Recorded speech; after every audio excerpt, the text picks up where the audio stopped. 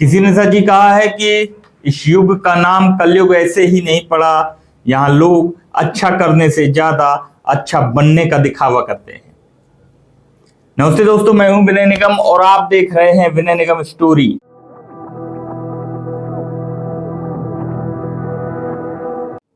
एक छोटी सी कहानी है एक चतुर चालाक व्यक्ति की।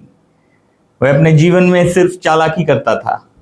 एक दिन उसके घर में एक महात्मा जी आए और महात्मा जी ने प्रवचन में कहा कि मरने से पहले भगवान हमें 4 दिव्य संदेश देता है, 4 मैसेज देता है। ये बताता है कि मृत्यु आने वाली है। अगर हम उससे बच गए या उस समय बच गए और समय का सही उपयोग कर लिया, पूजा कर लें, पाठ कर लें, भक्ति कर लें, अच्छे कर्म कर लें, तो जीवन को सुधारा जा सकता है। ऐसा बोलकर चले गए तो उस चतुर चालाक आदमी ने ये बात याद रख ली। उसे समझ में आ गया कि मरने से पहले 4 बार मैसेज आएगा, तो मैसेज जब आएगा तो मैं समझ जाऊंगा कि मृत्यु आने वाली है। और अपना तो बिजनेस है, सब बच्चों को सौंप दूंगा और थोड़ा पूजा पाठ कर लूंगा, भक्ति कर लूंगा, ताकि जीवन ठीक हो जाए।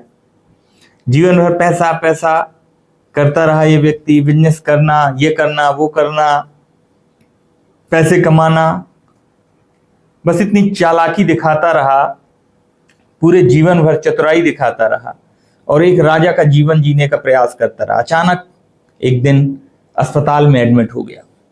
डॉक्टर ने कहा अब तो अंतिम समय चल रहा है, अब ज्यादा टाइम नहीं तुम्हारे पास बचा। जैसे उसने ये सुना तो अपने बच्चों को बुलाया और कहा जाओ पहले उस महात्मा जी को लेके आओ, बुलाओ उन महात्मा जी को जो अपने यहाँ आए थे प्रवचन देने।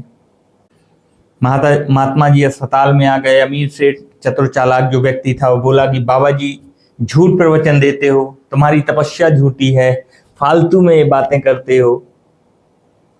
याद है आपको, आपने क्या कहा था वर्षों पहले जब मेरे यहाँ आप आए थे? आपने जो हमारे यहाँ प्रवचन दिए थे कि मैं बड़ा तपस्वी हूँ, मैं हिमालय से तपस्या करके आया हूँ, मुझे एक दिव्य वरदान मिला है, दिव्य ज्ञान मिला है। आपने कहा था कि 4 संदेश मिलते हैं मरने से पहले, याद रखना। कौन से संदेश? मुझे तो एक भी संदेश नहीं आया। आपकी सारी बातें झूठी हैं बाबा जी। तो इसमें बाबा जी जोर जोर से हंसने लगे और कहने लगे बेटा 4 बार तुम्हें संदेश मिला है, लेकिन तुमने उसे नजरअंदाज कर दिया, ध्यान ही नहीं दिया। पहला संदेश तुम्हें तब मिला जब तुम्हारे काले बाल सफेद हो गए। सफेद होना शुरू हो गए तो तुमने क्या किया? अपने सफेद बालों को रंग लिया, काले कलर का कर लिया और सच्चाई से मुंह मोड़ लिया। देखो अभी भी तुम्हारे काले बालों के नीचे से सफेद बाल झांक रहे हैं और तुमने ये पहला संदेश नजरअंदाज कर दिया। वहीं तुम्हें दूसरा संदेश जब मिला जब तुम्हारे नेत्रों की ज्योति मंद हो गई, तुम्हें बाहर का कम कम दिखाई देने लगा। ये समय था कि तुम अंतर्मुखी हो जाओ, अंदर झांकना शुरू करो, ध्यान करना शुरू करो, अंदर की दुनिया को सुधारना शुरू करो, विकारों को मिटाना शुरू करो। लेकिन तुमने चश्मा लगा लिया, बाहर सब अच्छा दिखने लगा। तुम्हें अंदर झांकने की क्या जरूरत है? उस संदेश को भी तुमने नजरअंदाज कर दिया। और तीसरा संदेश तुम्हें तब मिला जब तुम्हारे दांत हिलने लगे, और तुम्हारे दांत हिलने का संदेश यह बता रहा था कि अब तुम्हें सरल सात्विक भोजन करना है। लेकिन तुमने नकली दांत लगवा लिए और भोग विलासता का जीवन जीते रहे। ऐसी जिंदगी चलती रही, कहीं कोई ठाट बाट में कोई कमी न रह जाए। जैसा खाते थे गला हुआ तला हुआ वही सब खाते रहे। और चौथा संदेश बीमारियों के रूप में आया तो तुम क्या करते? तुम दवाई ले लेते, उसको भी तुमने नजरअंदाज कर दिया। हर सच्चाई से मुंह मोड़ते रहे।